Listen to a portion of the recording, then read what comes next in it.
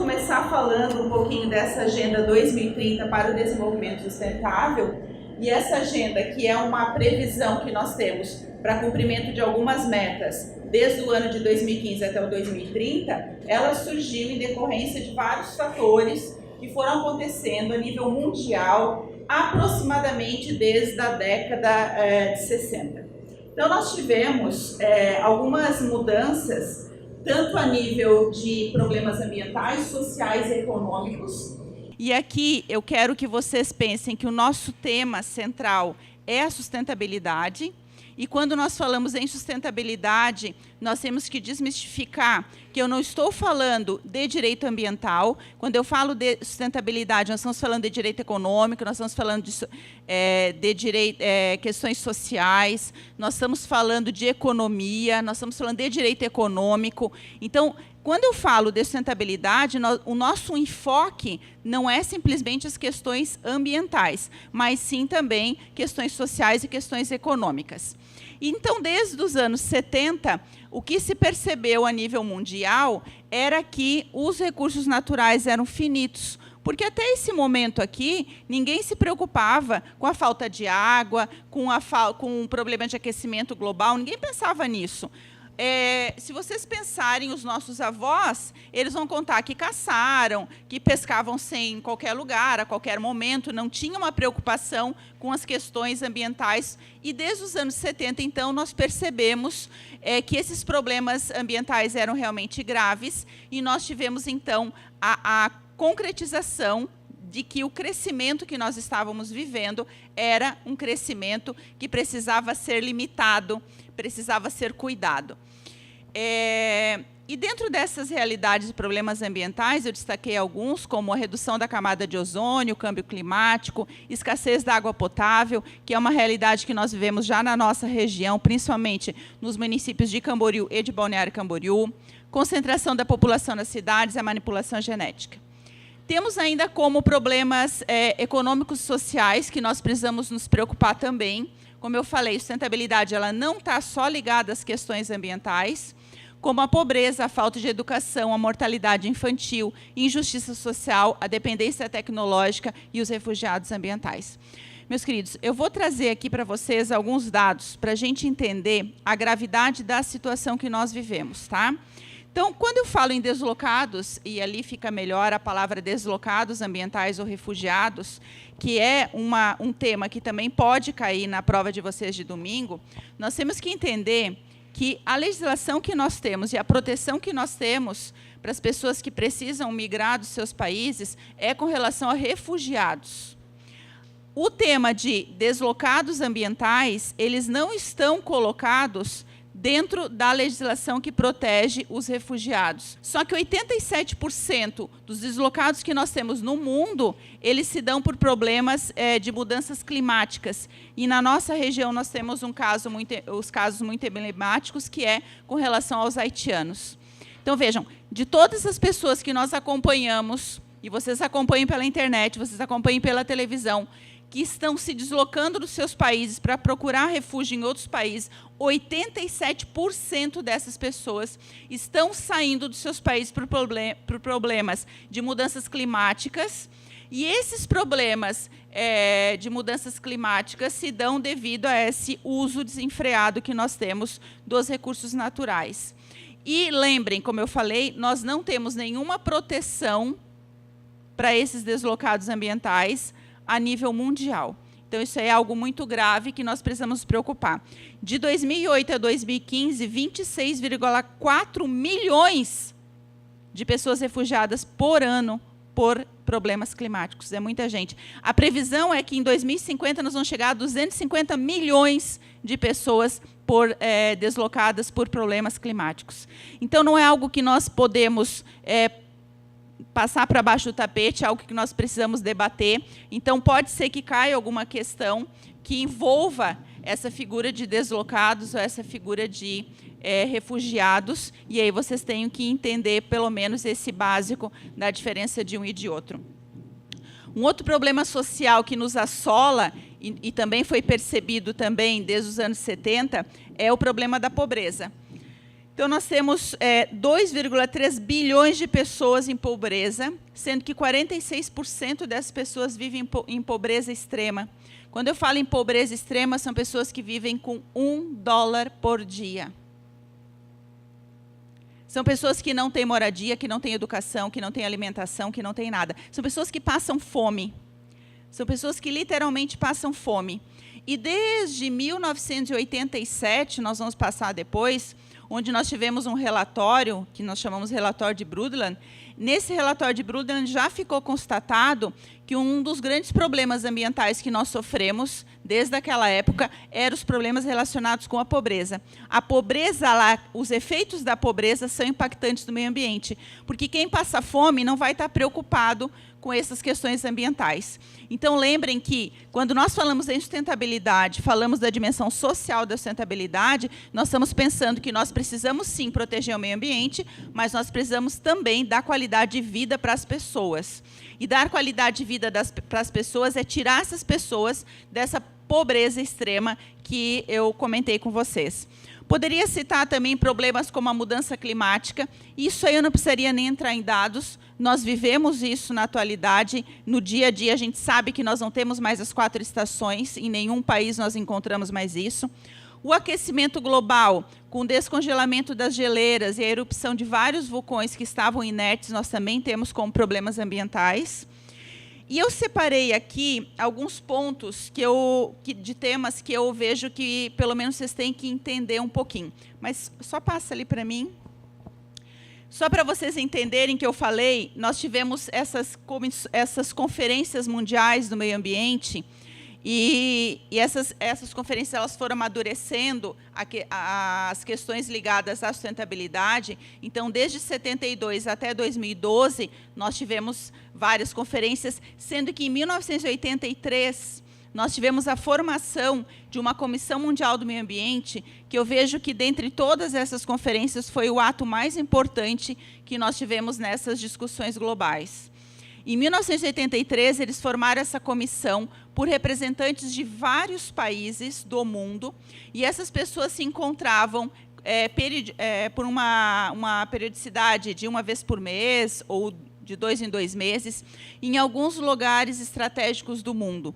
Então, eles iam para a África, eles iam para a Europa, eles iam para as Américas, e eles se encontravam, e a função dessa comissão era verificar quais eram os problemas ambientais encontrados nessas regiões. E nessas idas que eles foram em vários países, a conclusão que eles chegaram foi num relatório que foi publicado em 1987, então 4 anos depois, que nós chamamos de relatório de Brundtland, porque essa comissão ela era presidida por uma ministra da Noruega que se chamava Gro Brundtland, então esse relatório levou o nome dela. E aqui no Brasil, o nome dele é Nosso Futuro Comum, que é um relatório que tem várias obras aqui na nossa biblioteca. Mas o que impacta mais com relação ao relatório de Brundtland? É que esse relatório ele detectou que um dos maiores problemas ambientais que eles encontraram eram os problemas relacionados com a pobreza. E a primeira vez, dentro de toda a história, discutiu-se, então, que nós precisamos falar da pobreza quando nós falamos de sustentabilidade. Então, hoje, nós temos bem claro que nós temos 2 grandes problemas ligados à sustentabilidade, que causam impactos ambientais. Um é a pobreza e o outro é o consumo. Consumo, todos vocês já ouviram falar? Porque todo mundo fala, tu consome, tu compra, tu gasta, então, tu é impactante no meio ambiente. E não é empresa. A maior impactante não é a empresa. A maior impactante é o consumidor, é você. E por que nós falamos do consumidor? Porque falar do consumidor é muito fácil, porque eu consigo apontar para ti, te botar o dedo na ponta do nariz e dizer, você está consumindo demais, né? Você está comprando mais do que você precisa, você não está reciclando, você está usando muitos resíduos, então é fácil. Agora, quando eu falo que a pobreza também é impactante no meio ambiente, eu já estou falando de problemas que vão necessitar de um poder público, de políticas públicas, e isso aí não é bom falar, é melhor jogar para baixo do tapete, por isso que nós só escutamos falar na mídia que os problemas, então, estão muito focados no consumidor, na produção, na empresa. E por que eu digo que o consumidor é o grande problema? Porque se tu não consome, a empresa também não sobrevive. E partindo, então, ainda dentro dessas conferências, para o termo sustentabilidade, pode passar. Eu trago esse conceito de sustentabilidade que foi retirado de um grafite de Joanesburgo na conferência que nós tivemos. Sustentabilidade é o suficiente para todos, em todos os lugares e sempre. O suficiente, não precisa ter mais o suficiente. Você precisa daquilo? Eu sempre digo, vai comprar, mas precisa? Não dá para reciclar? Não dá para trocar? Não dá para pegar outro de segunda mão? Precisa realmente daquele produto? Para todos. Quando a gente fala para todos, nós estamos pensando que nós estamos num ecossistema interligado, onde não existe só o ser humano. Hoje nós já falamos em biocentrismo, então nós estamos falando de todos os seres humanos. Outros termos que podem aparecer na prova, né? Antropocentrismo é aquele pensamento que é ligado somente ao ser humano. Tudo gira em torno do homem. Biocentrismo é quando nós estamos preocupados com todos os seres vivos do planeta e a qualidade de vida desses seres vivos. Hoje, a nossa doutrina já está um pouco mais evoluída e nós já estamos falando em biocentrismo. Em todos os lugares, porque quando nós falamos em proteção ambiental, em qualidade de vida, nós não temos fronteiras. Então, falamos em todos os lugares e sempre, porque nós estamos falando das gerações presentes e das gerações futuras, que é o relatório, então, de Brundtland, que foi o que trouxe o conceito do desenvolvimento sustentável. Eu trabalho com as dimensões da sustentabilidade e eu vou trazer para vocês a minha teoria, porque alguns doutrinadores só trabalham com a dimensão ambiental, econômica e social, mas eu gosto de trazer a dimensão tecnológica e a ética também como dimensões da sustentabilidade. Pode passar. Então, a primeira é a dimensão ambiental, que é aquela onde vocês trabalham, né, no direito ambiental, as questões relacionadas à proteção desse meio ambiente que está abalado. Vejam que nessas questões ambientais, eu trago 2 pontos que também pode cair na prova, que são dados que a gente precisa ficar ligado.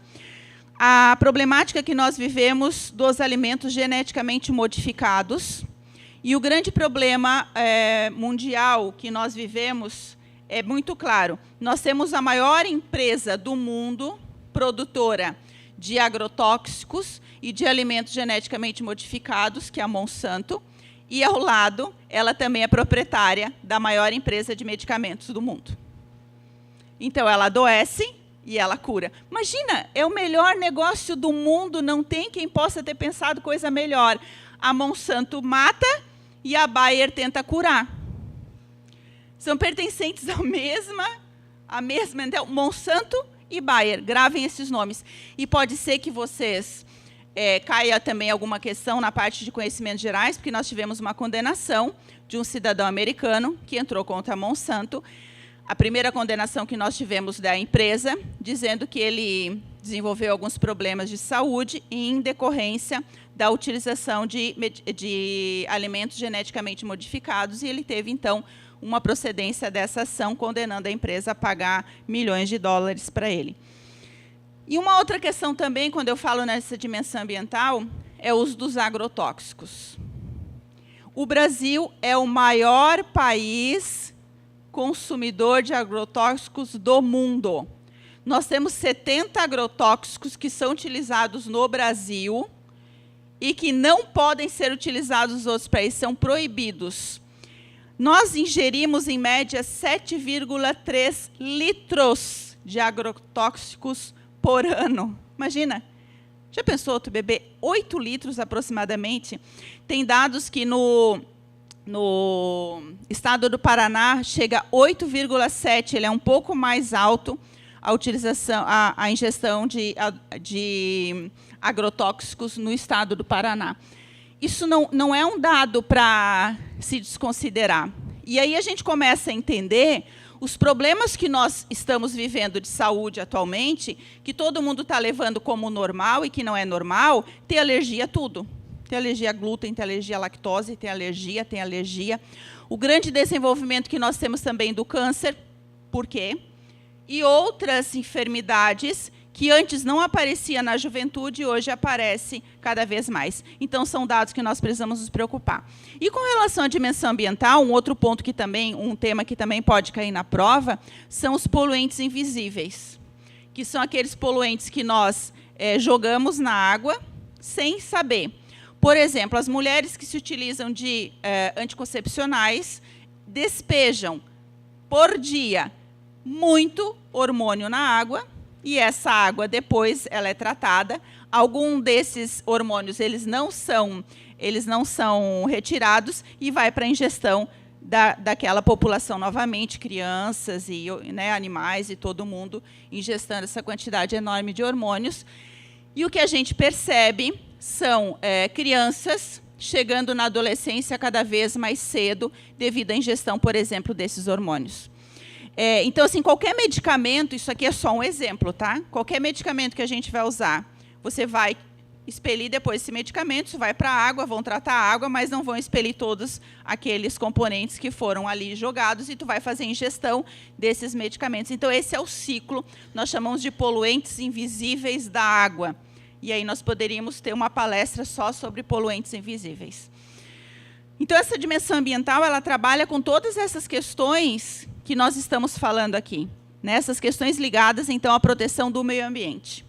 Eu teria ainda a questão que eu diria social, e aí eu entro num ponto que, para mim, é muito caro, que a dimensão social, então, ela fala da qualidade de vida. Ela fala da diminuição da pobreza, da melhoria da qualidade de vida dessas pessoas. Então, quando eu falo em dimensão social da sustentabilidade, nós estamos falando do capital humano da sustentabilidade. Estou pensando no ser humano, o que eu vou fazer para que ele melhore essa qualidade de vida. E nós, mais uma. E nós falamos, então, de garantia dos direitos sociais. E o primeiro artigo da Constituição Federal, então, que eu deixo para a gente trabalhar. Quando eu falo da dimensão ambiental, eu trabalho com 225 da Constituição, que eu vejo que é um artigo também muito explorado, porque todo o direito ambiental que vocês trabalharem, ele tem como base os instrumentos do artigo 225 da Constituição. Eu diria, quer estudar direito ambiental? Estuda o artigo 225, se você não puder ver mais nada, o artigo 225 ele vai te dar o suporte teórico do direito ambiental no Brasil.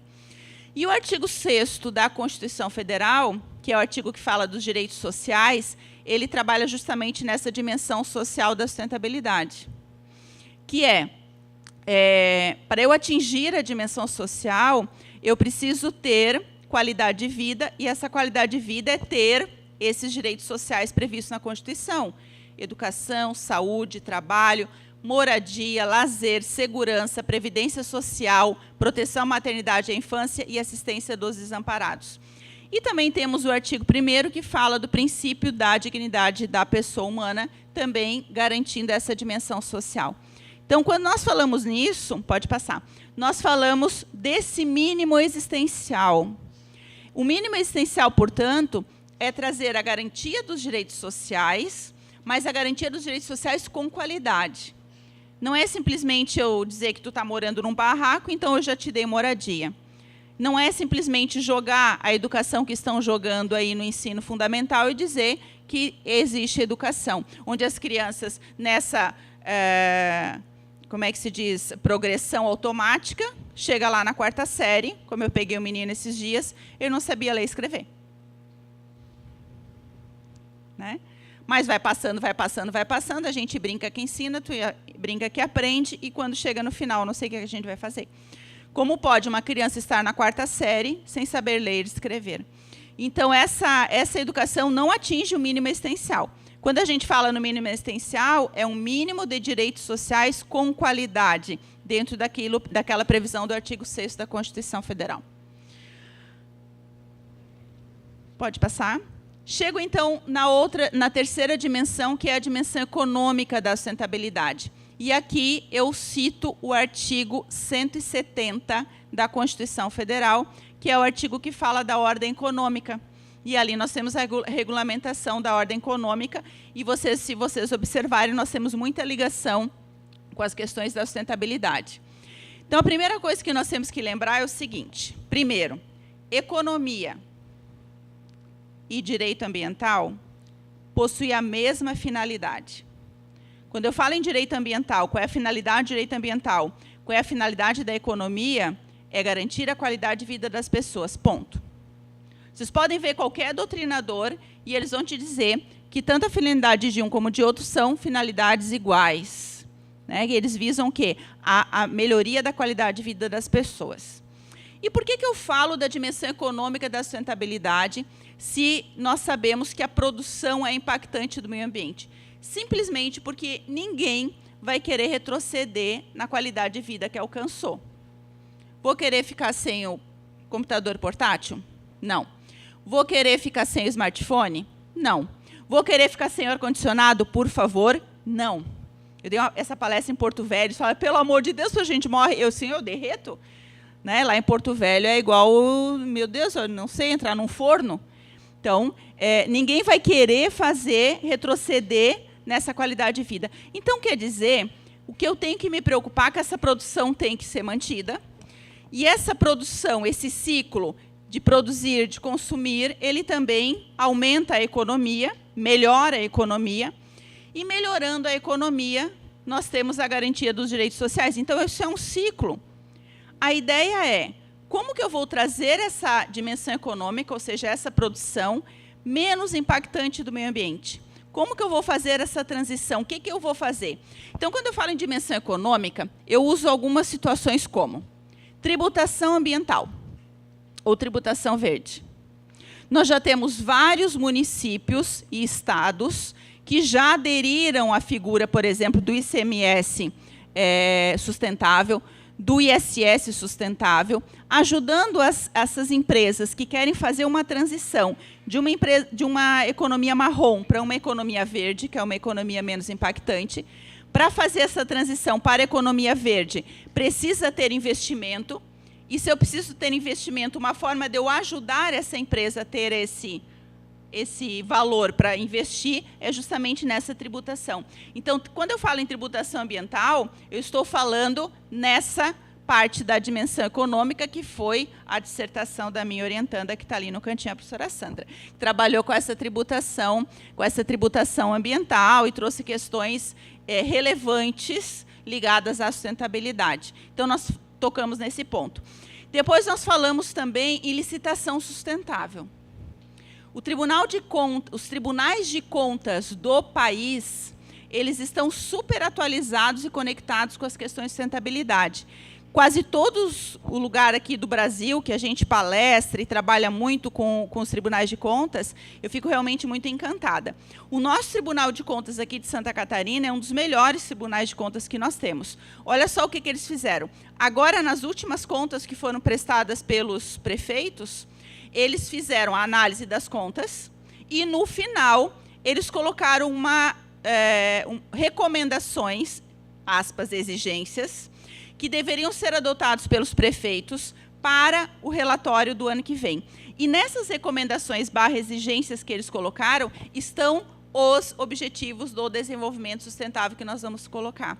Claro que para cada município, com a sua peculiaridade, nós vamos ter um ODS que é mais ligado, uma meta do ODS que é mais ligada. Então, por exemplo, município de Balneário Camboriú, quando fala em cidades sustentáveis, vai ter muita recomendação. Município de Camboriú, quando fala da água, por exemplo. Né? Então, cada município teve recomendações ligadas aos objetivos do desenvolvimento sustentável, além, então, da análise das contas, e se não trouxerem isso para o ano que vem, as contas não vão ser aprovadas. Então, olha só que efetividade que nós temos do Tribunal de Contas ligado a essa dimensão econômica da sustentabilidade. E um outro ponto, eu anotei aqui, porque senão eu esqueço, eu falo demais. Um outro ponto que eu também quero comentar, 2 pontos que eu quero falar, porque às vezes pode cair algum tema na prova e dizer, meu Deus, eu nunca escutei falar nisso, né? O primeiro ponto, quando eu falo da dimensão econômica, é fast fashion, que muitos já escutaram falar, que é essa moda rápida. Essa moda rápida que é praticada por essas empresas maiores, e algumas a gente nem consegue encontrar, só se for a fundo, como, por exemplo, a Marisa. A Marisa, eu descobri que tu procura a Marisa como fast fashion, não aparece nada. Só que a Marisa, ela trabalha numa pirâmide e a gente encontra lá na ponta da produção o uso da fast fashion. O que é essa fast fashion, essa moda rápida? Para atender vocês, tenta trazer uma moda parecida com o dos grandes padrões de beleza, traz lá o que está na Europa, traz, por exemplo, aqui para o Brasil. Só que, para fazer essa fast fashion, eles se utilizam muito de trabalho escravo, de trabalhos de crianças, para poder trazer essa produção. E é muito claro, né? Eu sempre digo, Forever 21, não dá para comprar. Prof, mas eu vou lá, compro um vestido de festa por $10. Pois é, né, querida? Um vestido de festa por $10. Faz a conta. Pega o teu celular. Não dá? Vou comprar uma calça jeans por $5. Não dá. Alguém está sendo logrado nesse ciclo. Eu tenho um artigo que eu publiquei, acho que foi ano passado, e eu fiz uma pesquisa muito aprofundada. E eu sempre cito esse exemplo para ver se traumatiza. 3 crianças, 3 meninos, 10, 11 e 12 anos, foram sequestrados no Vietnã e ficaram anos desaparecidos. E uma vez encontraram, já eram adultos, eles quebraram as pernas das crianças. E eles amarraram para trás, como se fosse gesso, soldaram as pernas viradas para que eles só pudessem ficar sentados na produção. Isso é um exemplo. E se vocês querem consumir uma moda dessa forma, continuem consumindo Forever 21, continuem consumindo Zara, que a Zara é uma falácia, eles não mudaram, continuam consumindo. Se vocês não vivem sem isso, procure um psicólogo. Se não consegue passar na frente da Zara e não consumir, procura um psicólogo. E eu dou outra dica, né? Vocês vivem num estado que tem uma produção têxtil enorme, vão para Brusque, vão para Ilhota, façam compra na produção local que nós temos. Incentive a nossa produção local. A produção local cresce, o estado cresce, nós crescemos. Isso é a dimensão econômica da sustentabilidade. Depende de mim? Não. Depende de vocês que continuam consumindo na Zara. E ponto. A gente podia debater mais. Então, quando a gente fala de fast fashion, é isso. Outro ponto da dimensão econômica, se aparecer na prova também vocês entenderem. Não sei se já ouviram falar, obsolescência programada e a obsolescência, quem foi aluno da Camila, tenho certeza que a Camila adora esse tópico, e a obsolescência psicológica, que é a utilização pelos produtores de algum mecanismo que diminua a vida útil daquele produto. Quando eu casei, eu tinha uma máquina de lavar que eu peguei da minha sogra, que ela durou, já estava com ela e ficou comigo aproximadamente 22 anos. Ou seja, no tempo de vida dessa máquina de lavar, ela durou 22 anos. Não deu mais certo, 22 anos já é um prazo legal, tive que comprar uma outra máquina de lavar. A segunda máquina durou 3 anos. E assim, ó, na peleia, porque eu sou daquela que manda arrumar, manda trocar. O Fábio diz, mulher, é mais barato comprar. Manda arrumar, manda arrumar. Eu ainda fico, tem uma hora que não tem mais peça, que não tem mais o que a gente fazer, a não ser descartar o produto. Então, essa obsolescência programada não dá para fugir, né? Agora, a obsolescência psicológica, que é aquela da modinha, essa dá para fugir. Ai, mas eu queria tanto o iPhone 10, porque ele lê não sei o quê, porque eu faço assim com o dedinho. Ele é igual, mas ele, né, a foto é mais bonita, o processador é não sei do quê. Não preciso falar mais nada, todo mundo entende, né? A obsolescência programada psicológica mudou o modelo, tudo igual, mas eu queria tanto aquele modelo, aquele carro. Né? Eu tenho Honda que está um modelo não sei o quê, mas eu queria tanto aquele novo. Ou seja, eu tenho que mudar de carro todo ano, porque eles mudam o modelo daquele carro todo ano. Enfim, isso é obsolescência psicológica, isso dá para combater, e isso é trabalhado na dimensão econômica da sustentabilidade. Então, alguns pontos que podem aparecer no decorrer da prova. Pode passar. Dimensão tecnológica, que é uma das dimensões que eu trabalho, não é todo doutrinador que trabalha com essa dimensão. É porque a tecnologia ela é essencial para que a gente possa alcançar esses critérios de sustentabilidade de uma produção menos impactante. Quando eu falo em dimensão econômica, seria, por exemplo, eu utilizar de um carro elétrico. Eu vou precisar da tecnologia. De eu poder utilizar a energia elétrica de uma produção de usina de resíduos. Para fazer uma usina de resíduos sólidos, eu preciso ter tecnologia. Então, é evidente que a tecnologia ela tem uma vertente que ela serve para diminuição dos impactos ambientais e, portanto, é uma dimensão importante quando nós falamos em sustentabilidade. Então, essa usina de resíduos, por exemplo, nós temos em Amsterdã, que abastece toda a Holanda e ainda vende energia elétrica para outros países. Olha só, o holandês ele consome o resíduo sólido, ele devolve o resíduo sólido, faz a coleta, manda para a usina e produz energia para o país todo. Copenhague, que também é uma cidade modelo, nós temos a produção de energia elétrica de Copenhague só através da usina de resíduos e os carros todos elétricos ou bicicleta. Não tem posto de gasolina, tinha os postes lá, quando eu tive agora em abril, eles ligavam o carrinho, eu não sabia primeiro o que era aquele poste, bem tansa, né, passando, não sabia, era tanto poste na rua, não sabia, e depois eu descobri que eram poucos carros, né? Então a gente via pouco carro carregando, todos os lugares tem, e o uso da bicicleta, que não sei se é viável aqui ou não, eu vejo que para nós não seria a bicicleta, seria o transporte público efetivo. Se eu tivesse transporte público efetivo, eu odeio dirigir, eu tenho uma preguiça, eu gasto um monte com carro, tenho que comprar carro, tenho que pagar seguro, tenho que pagar IPVA, tenho que pagar... Imagina, eu podia gastar isso tudo em viagem. Cada um gasta no que gosta, né? E podia utilizar do transporte público, isso sim, mais sustentável. Então, não sei se o nosso caso seria da bicicleta, devido à reestruturação que nós precisaríamos na cidade toda, mas o transporte público seria algo para se trabalhar. Então, essa dimensão tecnológica ela vem ligada a esse uso da tecnologia para uma produção que seja menos impactante do meio ambiente. E aqui, então, eu chego na dimensão que, para mim, é a mais importante, e é a dimensão que agora eu estou trabalhando. Esse ano, todas as minhas palestras no Brasil e fora foram com base na dimensão ética da sustentabilidade, porque essa dimensão ética ela fala do eu.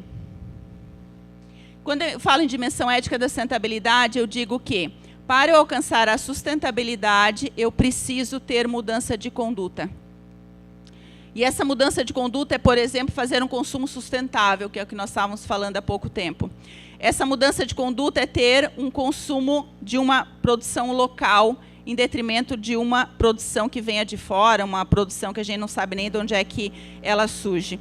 É pensar no alimento que eu estou consumindo, que tipo de alimento é, se realmente aquele fast food eu preciso realmente, se não vale a pena eu aprender a cozinhar, né? Porque hoje em dia o resgate, aprender a cozinhar é muito importante, a maioria tem vergonha de dizer que sabe cozinhar. Eu não sei como alguém não sabe cozinhar, né? Então, quando a gente fala em dimensão ética, nós estamos falando de mudança de valores. Nós estamos falando de mudança de vida. Tem um economista muito legal, que dá para procurar até YouTube, que vale a pena, Serge Latouche, que ele fala nisso. Nós precisamos ter a mudança de vida, nós precisamos pensar no local. Então, quando nós falamos em dimensão ética, nós falamos em solidariedade, onde nós vivemos num mundo atual egoísta, individualista. Eu preciso pensar no próximo, porque se eu não consigo me preocupar com o próximo, também não consigo falar em sustentabilidade. Então, essa dimensão ética, ela implica essa transcendência do ser preocupado com essas questões sociais, ambientais, econômicas, mudando a sua conduta de vida, não usando canudinho, não usando copo plástico, não usando a garrafa plástica, fazendo um consumo mais sustentável, não consumindo nessa empresa que eu tenho certeza que utilizam de fast food. Outras utilizam, eu não sei, mas as que eu sei eu não vou consumir. Tentando reaproveitar aquele meu produto, comprando o que realmente eu necessito. Essa é a dimensão ética da sustentabilidade. E se nós tivermos essa dimensão ética da sustentabilidade, daí sim, tudo vai valer, tudo vai surtir efeito. Tem uma gravurinha que eles colocam no Facebook que eu acho muito interessante, que quando a gente consome um canudinho, a gente diz, mas é só um canudinho. Daí eles colocam tantas pessoas consumindo tantos canudinhos por dia, quantos canudinhos nós temos. Então, para que precisa do canudinho? Raras exceções que nós precisamos dele. Então, vamos descartar, vamos fazer uso. Enfim, teríamos várias outras. Isso aqui eu estou dando só um fio da meada, mas são condutas que nós precisamos nos preocupar e tem que partir de nós. E, a partir da nossa mudança, nós vamos ter a mudança também nessa juventude, nessas crianças que estão vindo. Porque vai ser muito, muito legal. Eles estão aprendendo na escola e vão para casa. Você sabe o que os filhos fazem depois? O que a gente faz. Lá em casa é assustador. Eu tenho 2. Quando eu vejo, elas estão reproduzindo quase tudo. Quase tudo. Porque os filhos não fazem o que a gente fala. Os filhos fazem o que a gente faz. Então, a partir do momento que eu tenho uma conduta diferente, essa criança vai ter uma conduta diferente. E eu sempre digo, para eu falar em solidariedade, eu tenho que me preocupar que eu não posso criar uma criança no iPad. Que ter filho dá trabalho, que tem filho tem que ter tempo. Se não tem tempo, não tenham filho. Porque eles não podem viver simplesmente com a televisão, brincando. Não, graças a Deus está ali no iPad, achei não sei o quê. Ou seja, como está acontecendo. Não dá para criar uma criança só com fast food. Não dá, porque vai chegar lá na adolescência, vai desenvolver alguma doença grave, tenho certeza. O mínimo vai ser as intolerâncias que nós temos agora. Então, são algumas preocupações sustentáveis que nós precisamos sempre pensar. E eu digo outra situação, né? O grande problema que nós temos é a sustentabilidade, um dos grandes problemas é a superpopulação. Então, se decidirem não ter filhos, não tem problema. Tá? Ninguém vai recriminá-los por isso, que é importante também a gente pensar, porque antes, quando falava em não ter filho, já ficava a avó, né? A mãe dá uma taquicardia, né? As minhas dizem que não, eu tenho que fazer tratamento, terapia, porque eu não consigo aceitar que eu não vou ser vó. Mas eu vejo que, aos poucos, isso vai mudando. E eu falo isso para que vocês entendam que alguns têm isso como um critério de vida e vocês têm que pensar que isso é ser sustentável também. Se eu tivesse a opção de não ter filhos ou não ter tantos filhos, eu estou contribuindo para a manutenção da qualidade de vida no planeta. Tá? É chocante falar nisso, às vezes, sabe? Mas é algo que, às vezes, a gente não para pensar. E tu vai entrando num moedor de carne, e a vida vai passando, e as coisas vão acontecendo, mas tu não para pensar nessas questões. E outra coisa também, essa desmistificação que nós temos que fazer da sustentabilidade, para pensar que ela não é só a proteção do meio ambiente, ela trabalha com vários outros fatores, como nós vimos, diferente do que aquela ideia que a gente tem simplesmente, de que lá vem a chata da Denise falar de proteção da arvorezinha, do não sei o quê. Não, estou falando de proteção, se não quiser pensar nos outros, na proteção de vocês. No que eu falei, vejam que toca a vocês e até que ponto vocês já foram prejudicados com muita coisa que eu comentei aqui. E até que ponto vocês foram culpados também por muita coisa que está acontecendo. Tá? Dentro de todo esse parâmetro, essa discussão, como eu falei, que começou nos anos 70, a nível mundial preocupou-se em trazer uma meta. E eles criaram primeiro, no ano de 2000, os Objetivos do Milênio. Sabe o que os Objetivos do Milênio são? O questionário que a professora dá para vocês estudarem em casa. Um questionário. Sabe aquela coisa assim, meu Deus, eu tenho tanta coisa para estudar que eu não sei o que fazer? Mas se a Denise der um questionário, eu vou estudar o questionário. Eu já sei, pelo menos, o que estudar naquele momento.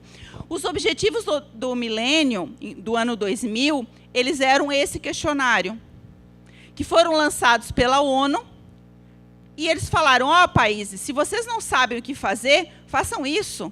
Eu estou dando um questionário para vocês. Se preocupem com esses 8 pontos. Então, nós começamos, no ano de 2000, metas para serem alcançadas até o ano de 2015, que eram 8 objetivos do milênio. erradicar a pobreza e a fome, atingir o ensino básico fundamental, promover a igualdade de gênero, reduzir a mortalidade infantil, melhoria da saúde materna, combater a AIDS, malária e outras doenças, sustentabilidade, parceria mundial para o desenvolvimento. Esses objetivos, eles tinham metas, e que eram metas que, dentro a nível municipal, estadual e federal e mundial, foram sendo organizadas dentro da realidade de cada país, e essas metas, então, elas surtiram efeito a nível mundial. Vocês podem procurar na ONU vários relatórios de vários países que nós tivemos, por exemplo, diminuição da pobreza, diminuição da mortalidade infantil em vários países onde ela era altíssima, e que ainda continua sendo alta, mas teve diminuição. E pensando nesse efeito, né, nesse retorno que nós tivemos dos Objetivos do Desenvolvimento Sustentável, pode passar outro. No ano de 2015, eles lançaram, então, uma dose mais evoluída dos Objetivos do Milênio, que se chama Objetivos do Desenvolvimento Sustentável. Meus queridos, esses objetivos foram lançados no ano de 2015, para ser alcançado até 2030. Por isso a ONU chama Agenda 2030, que é a minha palestra. Se vocês olharem os objetivos da Agenda 2030, vocês vão verificar que eles não trabalham só com questões ambientais. Porque quando eu falo em Objetivos do Desenvolvimento Sustentável, hoje nós já sabemos que nós estamos falando de questões ambientais, sociais, econômicas, tecnológicas e éticas. Então, se nós pegarmos esses 17 objetivos do desenvolvimento sustentável, nós temos 169 metas para cada um deles. E essas metas, então, é assim, por exemplo, para diminuir a pobreza, o que nós vamos fazer? Como se fosse uma cartilha para os países seguirem. Nós temos aqui no Brasil um documento que foi feito pelo IPEA/IBGE. Se vocês jogarem lá, relatório IPEA, Objetivos do Desenvolvimento Sustentável, que eles adaptaram essas metas só para a realidade brasileira. Então, qualquer prefeito ou qualquer governador do Brasil, ele pode pegar esse relatório e aplicar dentro da realidade do seu município ou do seu estado. E foi esse relatório do IPEA que foi utilizado pelo Tribunal de Contas de Santa Catarina.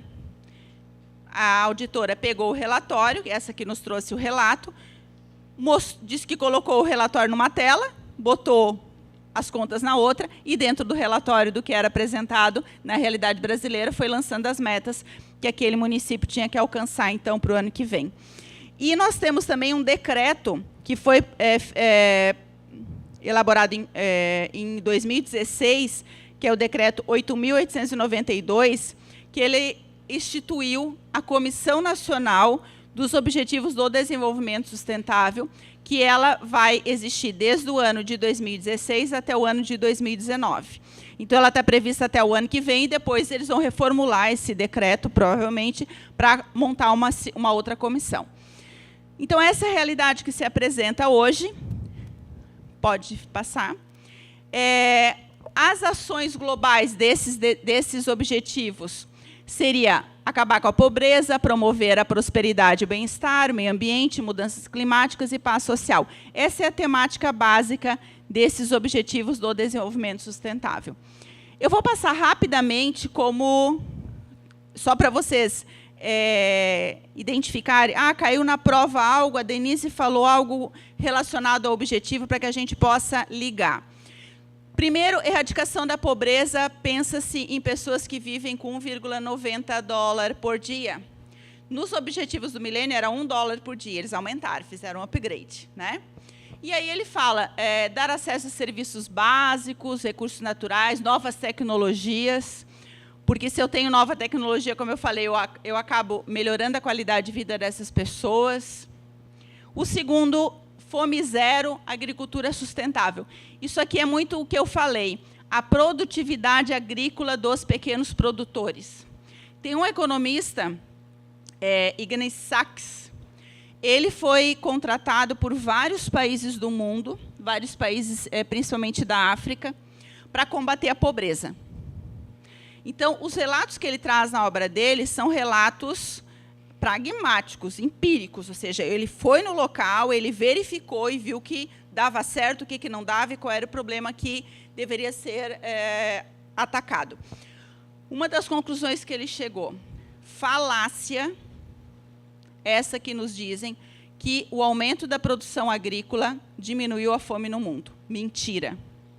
No Brasil, nós temos uma das maiores produções agrícolas do mundo e nós temos um índice altíssimo de pobreza extrema. Quando eu falo em pobreza extrema, são pessoas que passam fome. Não estou falando nem das outras extremidades de pobreza ali dos direitos sociais, é quem não tem o que comer. Então, não adianta dizer, como muitos falam, né, de que vamos aumentar a produção agrícola, vamos usar alimentos geneticamente modificáveis para aumentar a produção, porque nós temos que combater a fome. Mentira. Porque isso já está comprovado que essa produção em larga escala não diminuiu de forma nenhuma a fome no mundo. Então, os objetivos, quando falam dessa fome, ele fala muito do cuidado que nós temos que ter com esses pequenos produtores, que a gente já falou anteriormente. Pode passar. Saúde e bem-estar. Aqui ele está muito preocupado com as crianças, com as mulheres, que ainda nós temos um índice muito grande de mortalidade, as drogas também. Outra preocupação que esse objetivo traz, porque a droga ela é dos problemas gravíssimos que assola a saúde no país atualmente, né, se nós vamos pensar a nível de Brasil. Cobertura universal da saúde, enfim. O quarto objetivo é educação de qualidade, como eu falei, garantir o ensino primário e secundário de qualidade, dentro dessa dimensão social da sustentabilidade. Isso aqui, igualdade de gênero. Olha só, aqui no Brasil não é a nossa realidade, mas nós temos vários países, como o da África, casamento prematuros. Meninas de 9 a 12 anos que são forçadas ao casamento. Isso são milhares. Outro problema é a mutilação das genitais femininas, que nós temos ainda em larga escala em países da África, e que esse objetivo ele tenta combater quando ele fala em igualdade de gênero. E aí, é claro, acabar com a discriminação, e discriminação real e visual, muitas que nós podemos ver e sentir, e outras veladas. Porque aqui no Brasil a gente tem em vários lugares uma discriminação velada, então esse objetivo, dentro da realidade de cada estado, de cada município, a gente pode traçar algumas metas. Água potável e saneamento, e aí a gente fala que o grande problema do Brasil, gente, o Brasil é um dos maiores, tem os maiores potenciais hídricos do mundo. Águas subterrâneas, nós temos os maiores aquíferos do mundo. E por que nós temos alguns lugares que faltam água? Porque a nossa água é poluída. Então, aqui no Brasil, essa meta de reduzir a poluição é a nossa meta. Por exemplo, países como a Espanha, que é um país que a gente tem convênio, então sabe mais ou menos como funciona. Lá na Espanha, a água que eles utilizam é água dessalinizada, na maioria dos lugares. Nós temos usinas de salinização. Até a Universidade de Alicante, que nós temos convênio, toda a água da universidade ela é de uma usina da própria universidade, que faz a dessalinização da água. Então, lá é uma outra realidade, onde eles já falam em reutilização, em reaproveitamento, em gerenciamento da água, enquanto que aqui no Brasil a ideia seria a meta ligada à diminuição da população, por exemplo, da poluição, por exemplo. Energia limpa e acessível, e aí é o que eu falei para vocês, essas energias renováveis, com várias tecnologias que nós temos para poder utilizar. Trabalho decente, crescimento econômico, inovação, emprego, aumentar o número de emprego, aumentar o número de jovens que conseguem o primeiro emprego, enfim, metas que também nós podemos implementar a nível nacional. Indústria, inovação e infraestrutura, fortalecimento da pesquisa jurídica, que é um ramo que no Brasil ainda é muito fraco. Nós precisamos incentivar a pesquisa jurídica, que é através da pesquisa jurídica que nós temos essa inovação e infraestrutura dentro desse objetivo. Pode passar. Depois eu teria redução das desigualdades. Aí, quando a gente fala das desigualdades, nós podemos falar de desigualdade de gêneros, mas também a desigualdade de potencial entre a pobreza e a opulência. Hoje, na palestra, hoje de manhã, lá no Cobrasol, o professor Bozan ainda levantou que nós temos 6% da riqueza do Brasil concentrada numa minoria, e sendo que a outra grande maioria vive na pobreza, e nós temos um potencial muito grande de aumentar essa pobreza.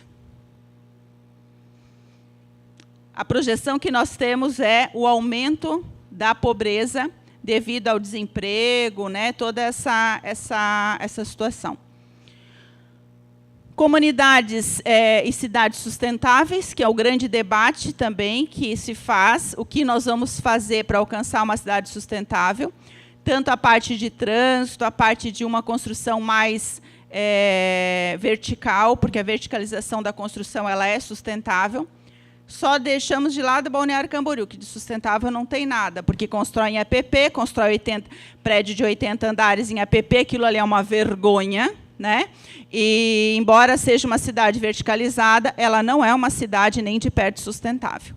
Mas a verticalização das cidades, desde que feita de forma correta, ela é mais sustentável, porque eu vou utilizar um pequeno pedaço para morar várias pessoas, ao invés que numa casa, se tu morar, tu vai ser uma família ocupando aquele mesmo espaço que caberia, por exemplo, um prédio. Essa é a ideia da sustentabilidade. E também, claro, a urbanização inclusiva e sustentável, reduzir o número de mortes e pessoas afetadas por catástrofes. Quando a gente fala em cidades sustentáveis, que o grande problema também que nós temos são as catástrofes ambientais, e o uso da tecnologia ajuda na diminuição dessas catástrofes. Eu sempre dou o exemplo dos Estados Unidos. A gente vê tanto furacão passando, destrói casa, mas não morre ninguém, porque eles recebem pelo WhatsApp. Você passar um furacão de potencial tal, em tal hora, tal minuto, tal segundo, né? Saia. Eles já têm um lugar para se deslocar, diferente dos nossos queridos haitianos, né, que foram devastados por 2 vezes e que não tiveram nem como se salvar e nem como reconstruir, porque a pobreza também não permitiu. Então, essa ideia de trazer essa capacidade dessas pessoas afetadas por mudanças climáticas também de se defenderem desses problemas, né, como eu falei, ambientais. O 12º, consumo e produção sustentáveis, e aí entra com relação a cada um de vocês. Compras públicas sustentáveis tem que ter fiscalização do Tribunal de Contas. Diminuição da geração de resíduos, vocês.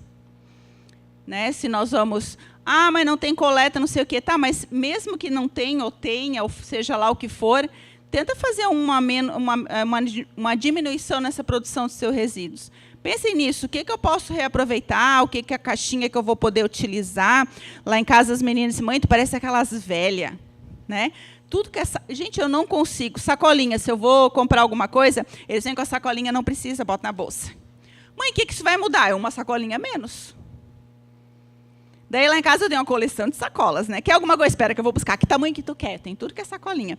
É um exemplo bobo, mas é um exemplo que dá a diferença, sabe? Se eu vou poder botar o produto dentro de uma sacola. Por exemplo, na Europa, sacola plástica, quem usa dá até vergonha, ele fica, se ele pede sacola plástica, ele já olha, e a gente brasileiro não quer sacola, quantos centavos eu quero, né? Porque a gente nunca tem a sacola sustentável para levar, e lá todo mundo tem a sua sacolinha que vai e faz a compra no mercado, em todos os lugares que vão.